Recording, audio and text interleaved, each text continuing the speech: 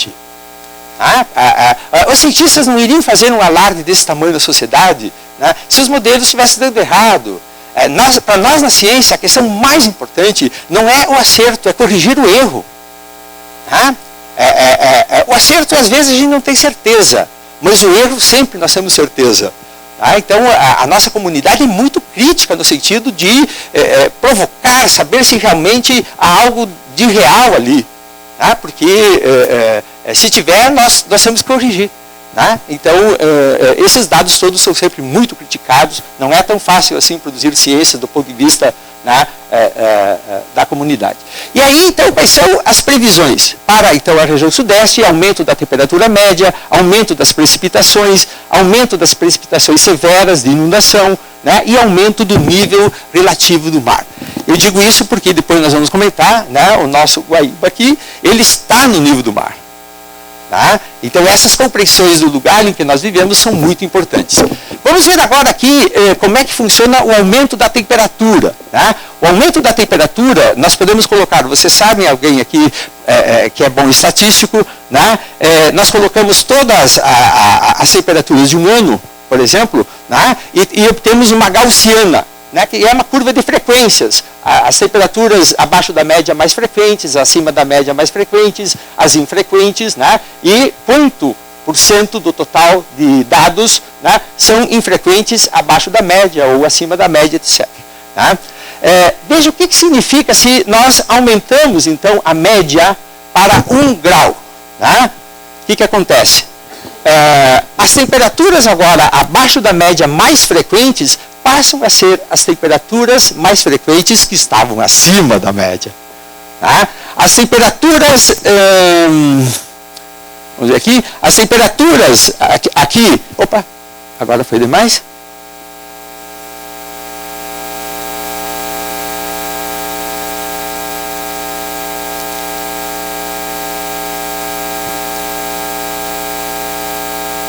As temperaturas, vamos ver ali. As temperaturas aqui, por exemplo, que agora são infrequentes, que são infrequentes, eram as temperaturas que antes eram pouco frequentes. Então, as temperaturas abaixo da média esquentam. E as menores temperaturas, que eram extremas antes, não ocorrem mais. Vejam que a temperatura mais fria de 150 anos de Porto Alegre, da história de dados de temperatura de Porto Alegre, foi menos 4 graus em 1918. Esse ano, que todo mundo sentiu muito frio, foi 3 graus positivos. Então, essa temperatura ali nunca mais vimos na nossa história. Então, as temperaturas mais frias, elas deixam de acontecer. E as mais quentes, também não aconteciam antes. Então, as temperaturas extremas, os temporais extremos, eles não existiam na curva anterior. Então, nós podemos perguntar hoje o que serão os temporais extremos que até aqui nós não enxergamos, nós não vimos. Então, o ano passado, nós vimos algum. Então, é isso que se coloca com a variação do clima. Portanto, a nossa segunda importante lição aqui é entender que, embora haja mudança climática no planeta, isso não é a mesma coisa do que o fator local. Nós precisamos entender como essa mudança ela atinge o fator local. Se a mudança do clima ela não é vinculada ao fator local, nos parece brutal a mudança do clima, algo que a gente não pode dar conta. Mas o que nós temos que dar conta é entender quais são os impactos no lugar em que nós vivemos. E eu vou usar, então, claro, o evento do ano passado para exemplificar.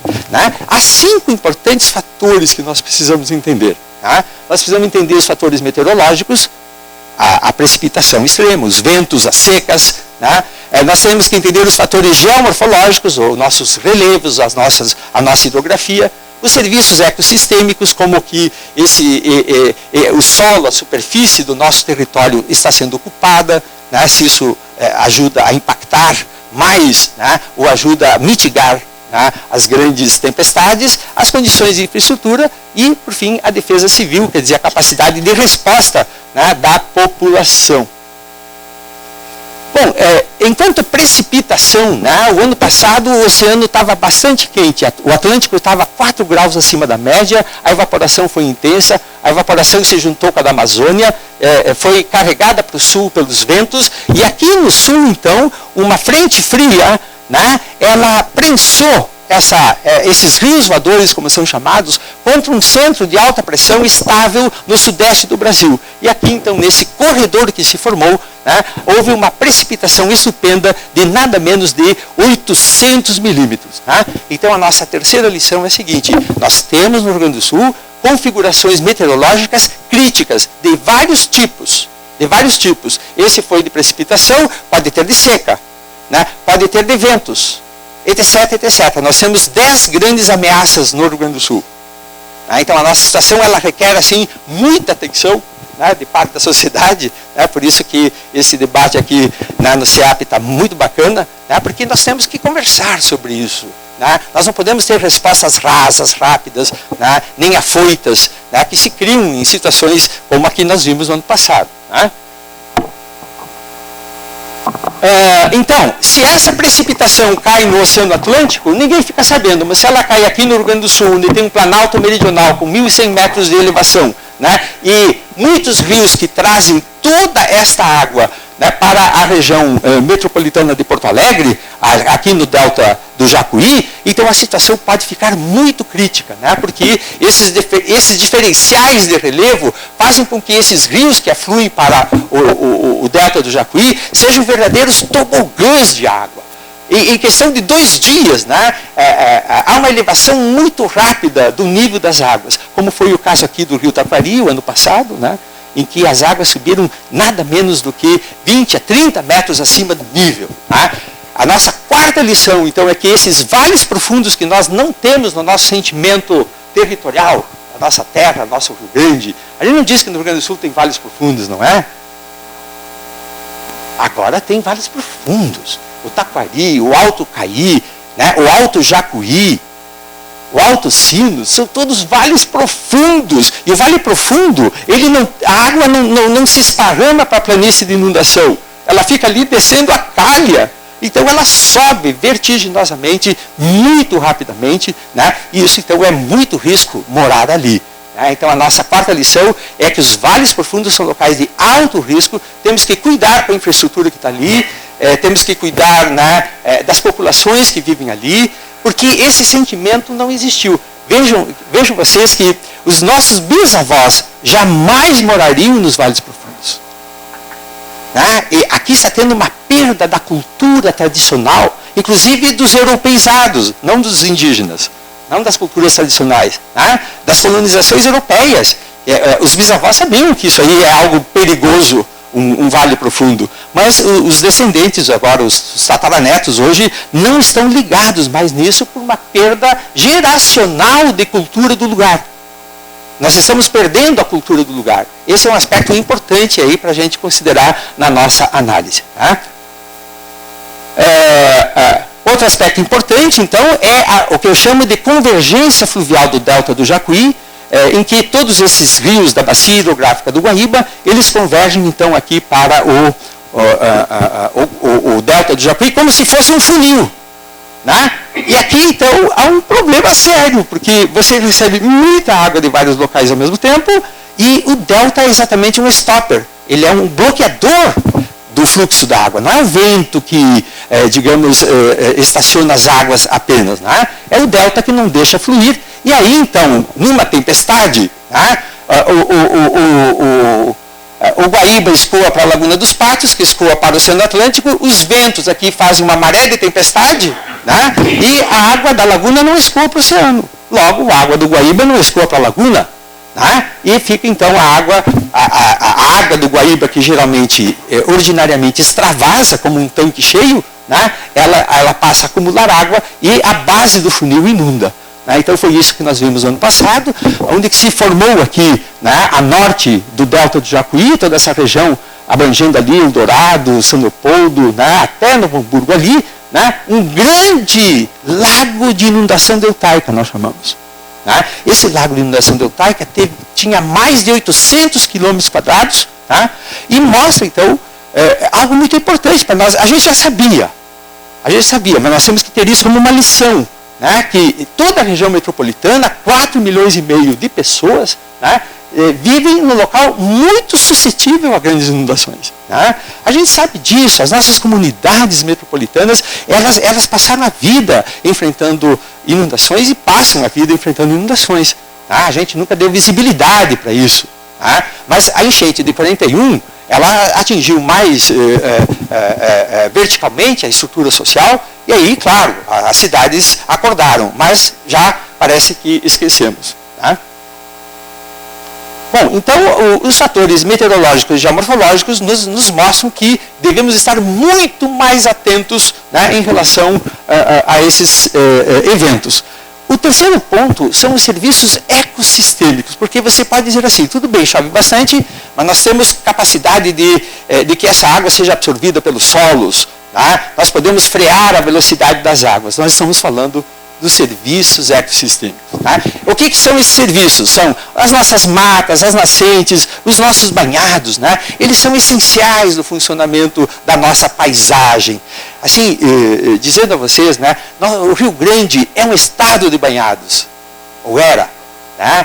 Em todos os lugares que nós vamos no Rio Grande do Sul, eu sou geólogo de campo, né? A gente encontra banhados. Onde são os nossos banhados? Né? Então, quando nós olhamos como funciona um lugar em que os banhados ainda existem, como aqui na região lá de Cambará, que é uma região de preservação, né? Todas as nascentes, né, são locais de acumulação de água, são reservatórios. Isso é muito importante porque a chuva cai, molha todos esses banhados e durante muito tempo eles vão escoando para os rios e os rios têm água. Hoje não acontece mais assim. Como é que está a situação atual? A situação atual, os banhados todos foram suprimidos pela soja, principalmente, né?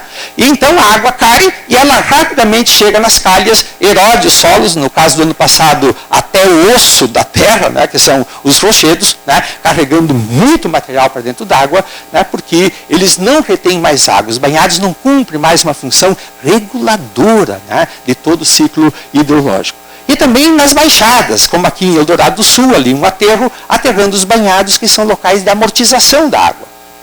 É a planície de inundação. A gente não ocupa a planície de inundação. Isso tudo por conta, então, de um agronegócio muito ávido, muito ganancioso, e também pelo desmantelamento dos planos diretores urbanos, que vão empurrando as populações para os últimos estoques ambientais, que são as zonas ribeirinhas. Porque a terra está cara, tem que desapropriar, então para onde é que vai a população? Então, abrem-se loteamentos exatamente nos últimos estoques, que são as áreas ribeirinhas. Então isso aconteceu, eu pesquisei para todas as cidades aqui da região metropolitana, todas. Não há uma que se diga, não, mas ali não. Todas, né, tiveram esse procedimento nos últimos 20 anos, vamos dizer assim. Em que Eldorado do Sul, claro, aparece como bastante evidente. Bom, aí você diz, não, mas o meu navio pode chover que, né, nós damos conta disso. Eu estou falando então das condições infraestruturais. Vou falar, para resumir bastante, né, apenas aqui da questão do sistema de proteção de Porto Alegre. Porto Alegre, graças aos nossos bisavós, por conta da enchente de 41, tem um robusto sistema de proteção. Um dos mais imponentes da América do Sul. A gente não tem conta disso, mas é um sistema impressionante. Se ele funcionasse, o que teria acontecido é isso.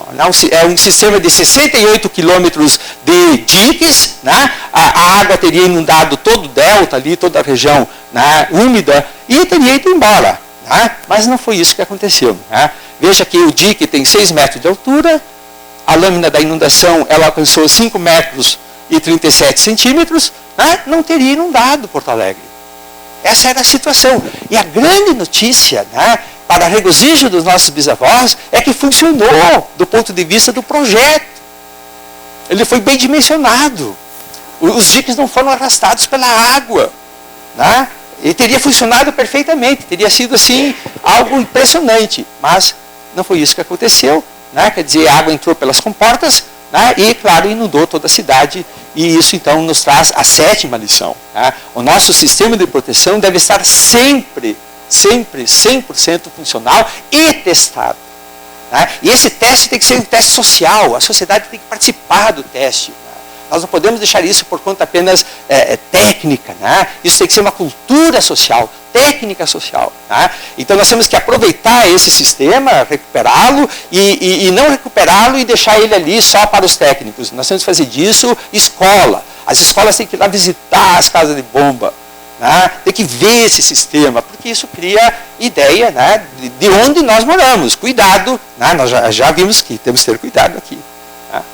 E aí a 8ª lição, né? O colapso foi total. Eu acho que essa foi a mais dura, né? Porque nós não imaginávamos que o Rio Grande do Sul, em especial a região metropolitana, em especial a capital, fosse tão vulnerável. E colapsou tudo. Colapsou o aeroporto, colapsou a rodoviária, colapsou o abastecimento, colapsou luz, colapsaram os celulares, colapsou tudo. Colapsou a comunicação, houve ordem e contra-ordem, né? Muito difícil. Então, esse colapso total mostrou que a capital, pelo menos, ou toda essa população, não estabeleceu um sistema de redundância. Quer dizer, claro, podem acontecer desastres, né? Mas se tem algo que não vai falhar. Hospitais. As pessoas estão doentes. Né? As mamães podem querer dar à luz naquele momento. Não pode falhar o hospital. O hospital inundou. Então, como que fomos tão imprevidentes assim? Né? Então, isso aqui falta uma cultura realmente importante que leve para sistemas de redundância. Né? Logo depois, 2 semanas depois, digo, da inundação do ano passado, nós reunimos com a OEA, uma grande equipe, para avaliar a falha. Onde foi a falha? Porque se trata de um desastre. Os desastres têm falha. Né? E essa questão da redundância foi algo que realmente chamou a atenção, né, de todo mundo. E essa é uma lição importantíssima. A 9ª lição é que esses eventos que vêm aí, eles não são ordinários. Né? Aqui está Arroio do Meio. Vejam que essas casas não foram inundadas, elas foram, né, erodidas. Erodidas. A água, quando sobe numa inundação, ela ocupa, né, as casas, a água mancha as paredes,